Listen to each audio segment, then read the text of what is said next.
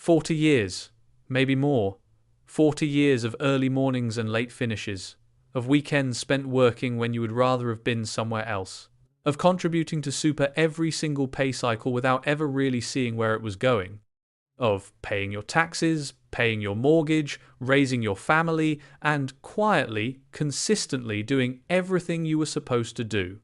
You did not do all of that to arrive at retirement and find that a handful of decisions made without the right information quietly stripped away thousands of dollars per year of the income you spent a lifetime building toward. But that is exactly what is happening to tens of thousands of Australian retirees right now. Not because they were careless, not because they were irresponsible, but because retirement in Australia is genuinely complicated. The decisions involved are consequential in ways that are not obvious until it is too late to change them, and nobody sat them down at the right moment and explained what they needed to know.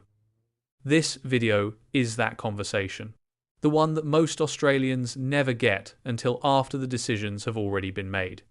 So stay with me, because what I am going to share with you today is not a list of urgent deadlines or alarming rule changes. It is something more important than that. It is a clear, honest picture of the retirement decisions that matter most, the ones that protect everything you have worked for, and the ones that quietly give it away. By the end of this video, you will know exactly which decisions are worth your full attention, what a genuinely secure and dignified retirement looks like for an Australian at this moment in history, and what you can still do, regardless of where you are right now, to make sure the retirement you arrive at reflects the life you have worked so hard to build. Welcome back to Centrelink Insider AU. Today is a different kind of video. We spend a lot of time on this channel talking about deadlines, threshold updates, and rule changes. All of that matters, and we will keep covering it. But today I want to step back from the urgency and have a more personal conversation about what retirement in Australia actually means, what it costs to get it wrong, and what it looks like to get it right. If you are new here, subscribe now, because we cover both the practical rules and the bigger picture of retirement in Australia every single week. And share this video not with everyone, but with the person in your life who you genuinely care about and who you think deserves to hear this. Because this is the kind of video that changes how people think about the time they have left before retirement and the choices that still lie ahead. Now let us get straight into it. Let me start by painting two pictures. Two versions of retirement in Australia. Both are real, both are happening right now, and the difference between them is not primarily about how much money was accumulated. It is about decisions. The first picture is a couple in their early 70s. They own their home outright. They have a combined superannuation balance of around $450,000, spread reasonably evenly between them. They applied for the age pension shortly after the older partner turned 67. They receive a combined pension of around $1,400 per fortnight, alongside a modest superannuation drawdown. They have the pensioner concession card. Their medications are $7.70 each, their council rates are discounted, their electricity bill is subsidised by their state government concession.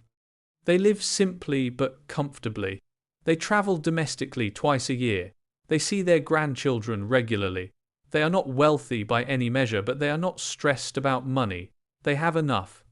And because they made a handful of key decisions correctly, they will likely continue to have enough for the rest of their lives. The second picture is a couple in their early 70s with a similar total asset position. They also own their home. They also accumulated superannuation through decades of working.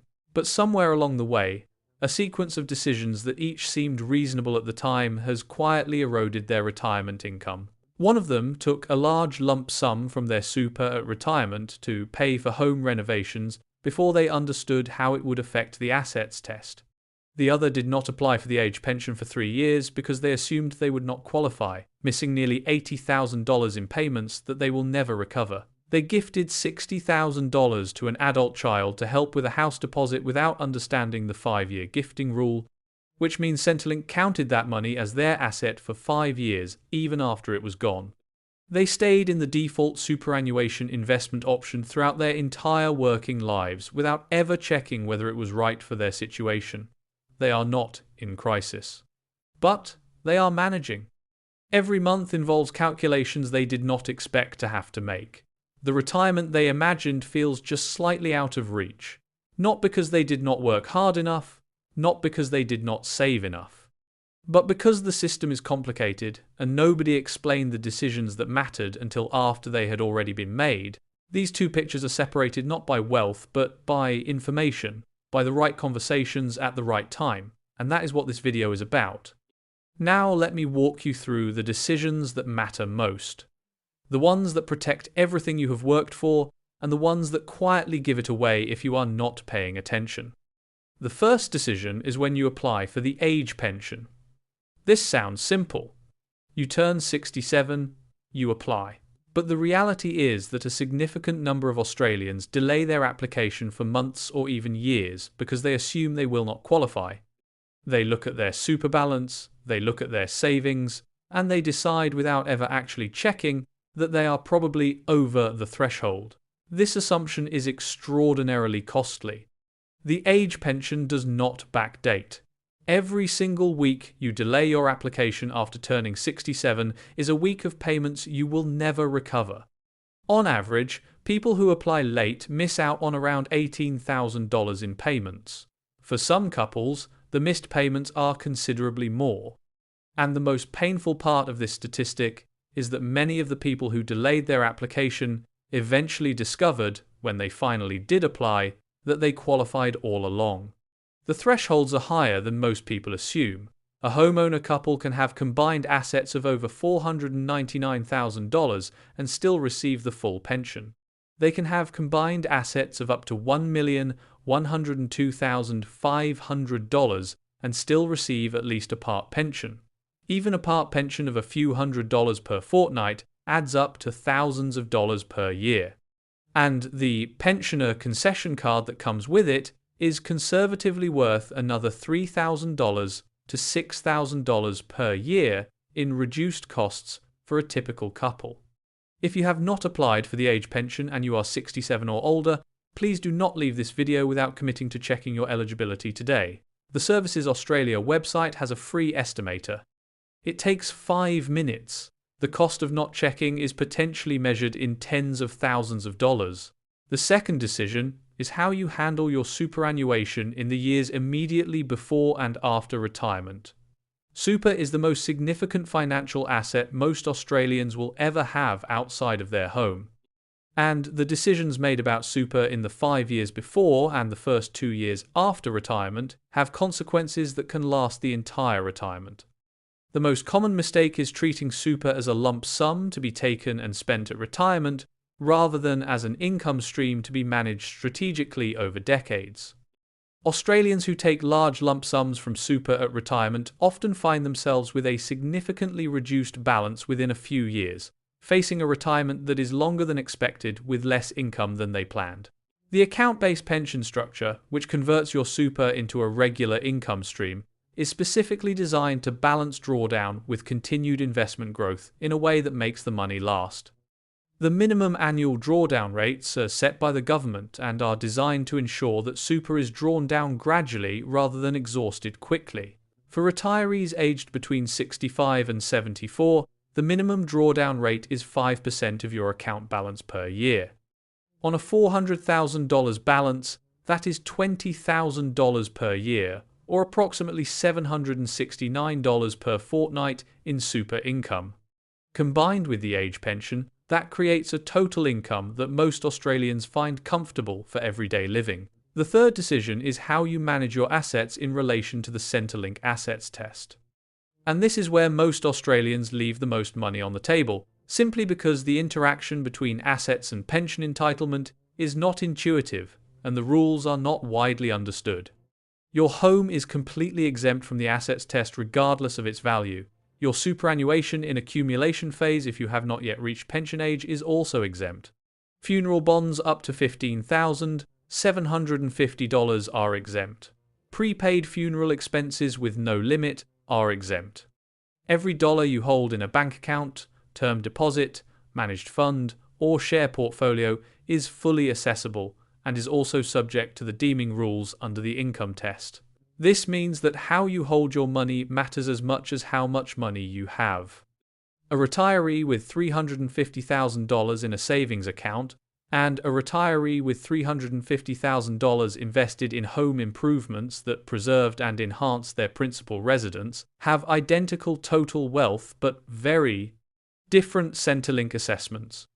The first is paying a pension penalty on $350,000 in assessed financial assets. The second is holding $350,000 in a completely exempt asset. These structural decisions do not require complex financial engineering. They require understanding which asset Centrelink counts and which it does not, and making conscious choices about where to hold your wealth accordingly. The fourth decision is how you handle gifting to family members. Australians are generous people. The desire to help adult children with house deposits, to support grandchildren's education, to share the fruits of a lifetime of work with the people you love is entirely natural and admirable. But gifting money without understanding the Centrelink gifting rules is one of the most consistently costly mistakes retirees make. Centrelink allows you to give away up to $10,000 in any financial year and up to $30,000 over any 5-year period without consequence. Anything above those limits is treated as a deprived asset and counted as your assessable asset for 5 full years after the gift was made. This means that a generous gift of $60,000 to help a child purchase a home creates a $30,000 Centrelink deprivation penalty that follows you for 5 years, reducing your pension during that entire period even though the money itself is gone. The gift was given with love. The pension reduction is real regardless. Planning your generosity around the gifting limits and timing gifts appropriately relative to when they will most affect your pension assessment allows you to be generous in ways that do not carry a long-term financial penalty. The 5-year window matters. Gifts made more than 5 years before reaching pension age carry no Centrelink penalty whatsoever. Gifts made within 5 years of or during pension age are subject to the deprivation rules. Knowing this distinction turns an unplanned cost into a planned and managed strategy. The fifth decision is whether you understand and access every entitlement you are genuinely owed. The age pension is not the only payment available to Australian retirees through Centrelink. There is the pension supplement, currently $86.50 per fortnight for singles and $65.20 per person for couples. There is the energy supplement. There is rent assistance for retirees who are renting rather than owning. There is the telephone and internet allowance. There is the work bonus that allows pensioners to do part-time work without losing their pension. There is the Commonwealth Seniors Health Card for self-funded retirees who do not qualify for the pension itself, but whose income is below $101,105 for a single or $161,768 for a couple. There are state government concession programs that vary by state, but that can be worth hundreds to over $2,000 per year in reduced costs on council rates, water, energy, and transport. Most of these entitlements do not automatically appear in your bank account. You have to know they exist, check whether you qualify, and in some cases actively apply or register for them. Many Australians who have been receiving the age pension for years are not receiving one or more supplements they are fully entitled to simply because nobody told them to apply. Checking your full entitlement is not a one-time exercise at the point of application. It is an ongoing responsibility that rewards attention with real dollars. The sixth decision is when you access your superannuation and under what structure. This is particularly important for couples approaching retirement at different times, and for anyone considering whether to take their super as a lump sum or convert it to an account-based pension. The tax treatment of super benefits from age 60 is generally tax-free for most Australians whose super is held in a taxed fund. This is one of the most valuable features of the superannuation system and one that many people undervalue simply because they have never had it explained clearly. If you are 60 or older and you access your super, the payments you receive from a super pension are generally tax-free. The income you draw from your account-based pension does not attract income tax in the way that salary income does. This tax advantage is real, significant, and entirely legal. It is also one of the core reasons why maintaining a super account-based pension rather than withdrawing a lump sum is usually the more tax-efficient retirement structure. A retiree drawing $30,000 per year from an account-based pension at age 68 is likely paying no income tax on that amount. A retiree who withdrew the same $30,000 as a lump sum and invested it in a term deposit would pay tax on the interest that term deposit generates each year. The structure of how you hold and draw your retirement savings has a direct impact on how much of it you keep. The seventh decision is one that many Australians never consciously make at all, and that is the decision about where to live in retirement. We covered this in detail in a dedicated video on this channel, but the core point bears repeating here because it is genuinely one of the most impactful financial decisions a retiree can make. The age pension pays the same dollar amount everywhere in Australia, but the real purchasing power of that pension, and your quality of life on it, varies enormously depending on where you live.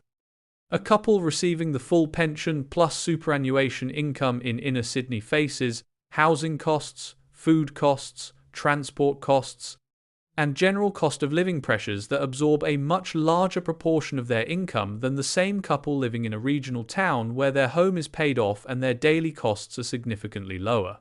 For Australians who are pre-retirement and have flexibility about where they will eventually settle, the financial case for regional retirement is compelling and largely invisible until you run the numbers.